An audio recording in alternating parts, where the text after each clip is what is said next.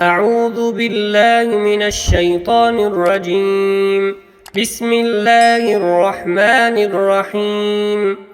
الحمد لله فاطر السماوات والأرض جاعل الملائكة رسلا أولي أجنحة مثنى وثلاث ورباع يزيد في الخلق ما يشاء إن الله على كل شيء قدير.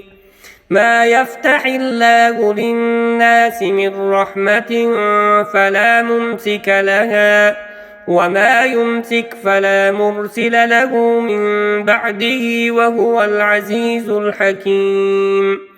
يا أيها الناس اذكروا نعمة الله عليكم هل من خالق غير الله يرزقكم من السماء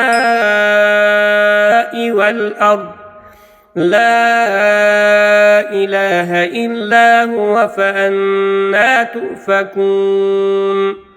صدق الله العظيم.